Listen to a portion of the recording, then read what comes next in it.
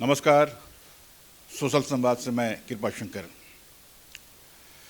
बिहार चुनाव आपने देख लिया, उसका रिजल्ट भी आपने देख लिया और आज शपथ ग्रहण समारोह भी आपने देख लिया होगा, यह हम उम्मीद करते हैं। तो जो आपने देखा, जो हम लोगों ने देखा, जो समझा बुझा, उसका लब्बो-लुबाब यह है, जो अपने अंदाज में हम देखते हैं उसको थोड़ा सा दूसरे अंदाज में आपसे हम बयां करेंगे कि आम चाल की जो भाषा है वह कि मजबूरी का नाम महात्मा गांधी। ये आपने सुना होगा, आपने शायद इस्तेमाल भी किया होगा। तो आप इसको बिहार के जो आज शपथ ग्रहण समारोह हुआ नीतीश कुमार का, उससे आप जोड़कर देख समझ सकते हैं। इसकी आज़ादी आपको है, दी जाएगी, उसमें कोई कोताही नहीं है, कोई मनाही भी नहीं है। दूसरी बात कि एक शेरो शायरी के अंदाज में देख लीजिए कि कुछ न कुछ रही होंगी उनकी मजबूरियां, वैसे कोई बेवफा नहीं होता। तो ये बेवफाई का दौर आपने जो देखा नीतीश कुमार और बाकी लोगों के बीच, भाजपा के बीच, कांग्रेस के साथ, सब कुछ के साथ, लगता था कि एक दूसरे के बेवफा हैं और दूसरे को एक काट डालेंगे, लेकिन ऐसा कुछ नहीं होता। राजनीति में न अस्थाई दोस्ती होती है और न ही अस्थाई दुश्मनी होती है। राजनीति में जो हम समझते हैं आम फाम जो चीज़ें हैं, जो लोग बाग चर्चा करते हैं, राजनीतिक खिलाड़ी उनसे बिल्कुल अलग होते हैं, उनकी सोच अलग होती है और यह पूरा समीकरण का खेल है, आंकड़ों का खेल है राजनीति।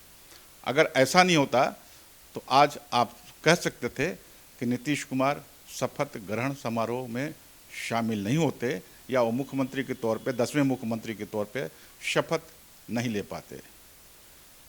पूरी तैयारी थी कि भारतीय जनता पार्टी और बाकी गठबंधन के लोग शपथ ग्रहण समारोह में शामिल हों और उनका नया मुख्यमंत्री बने।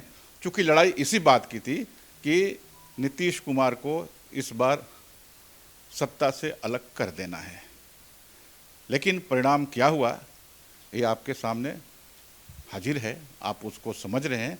और आखिरकार बिहार की एक भाषा और है कि फिर बेतालवा वही गाछ, मतलब बेताल जो है फिर उसी पेड़ पर आ बैठा, यानी कि 10वां शपथ ग्रहण समारोह नीतीश कुमार का।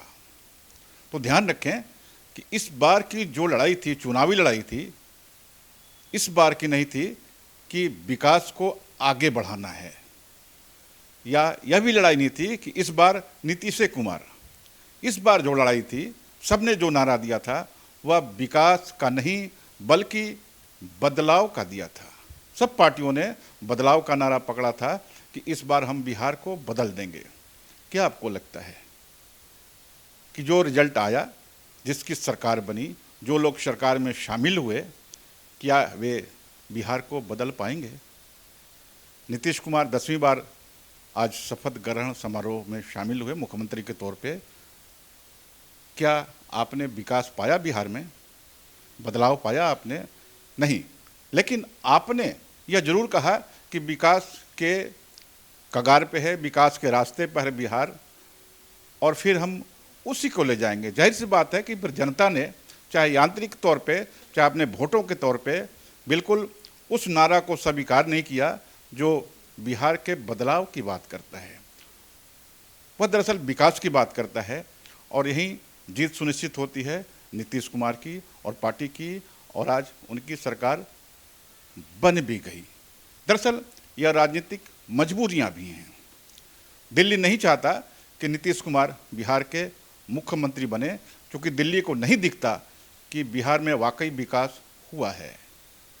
वह देखता है कि बिल्कुल ठहरा हुआ बिहार है, कहीं से आगे नहीं जा रहा है। लिहाजा उसकी पूरी तैयारी थी कि बिहार में नीतीश कुमार को खारिज कर देना है, उनको सत्ता से हटा देना है।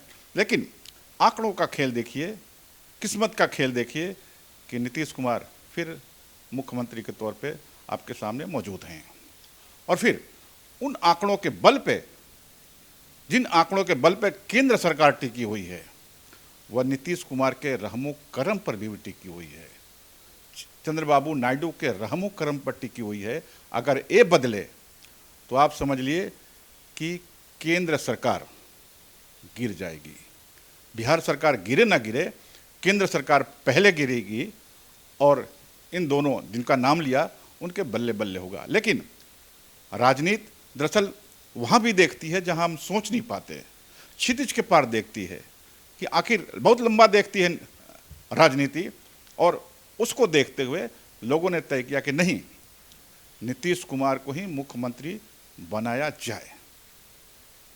यह राजनीति का गठजोड़ था, यह राजनीतिक मजबूरी थी केंद्र सरकार की कि उसने नीतीश कुमार को ही मुख्यमंत्री बनाया और मुख्यमंत्री बनने के लिए उनको प्रमोट किया। खबरें कई तरह की थी कि वे कांग्रेस के साथ बना रहे हैं, अपने भतीजे राजद के साथ जा रहे हैं, लेकिन ऐसा कुछ नहीं था। राजनीति में का काट यह भी है कि दाएं तरफ बताया जाए और बाएं तरफ जाया जाए। यह भी एक राजनीति की रणनीति है जो यहाँ काम आई है। आज का जो शपथ समारोह देखा आपने, उसमें भी यह काम आया है। और उस जगह पे शपथ समारोह, ग्रहण समारोह हुआ पटना के गांधी मैदान में। उस गांधी मैदान में जो आपको बिहार का जो सबसे बड़ा जो नटवरलाल था, नटवरलाल मिथिलेश सिन्हा, उसने उस गांधी मैदान को ही अपने फर्जी दस्तखत से बेच दिया था। वो गांधी मैदान पूरा बिक चुका था। वो नटवरलाल की कहानी थी। उसी सरजमी पे आज नीतीश कुमार ने शपथ ग्रहण समारोह किया।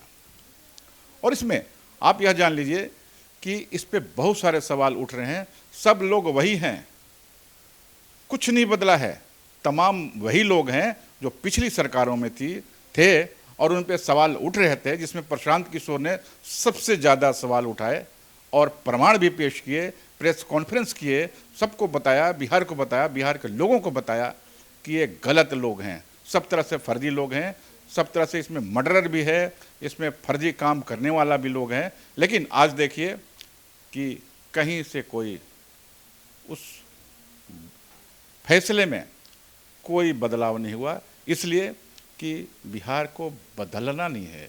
बिहार जैसे चल रहा है वैसे ही चलेगा, वैसे ही लोग शामिल होंगे।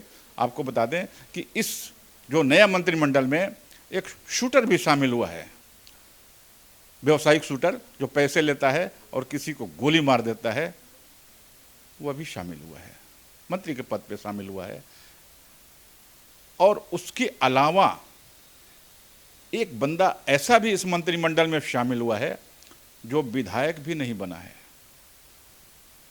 उसकी माताजी विधायक बनी है सासाराम से, सन्ने लता, जो उपेंद्र कुशवाहा की पत्नी है।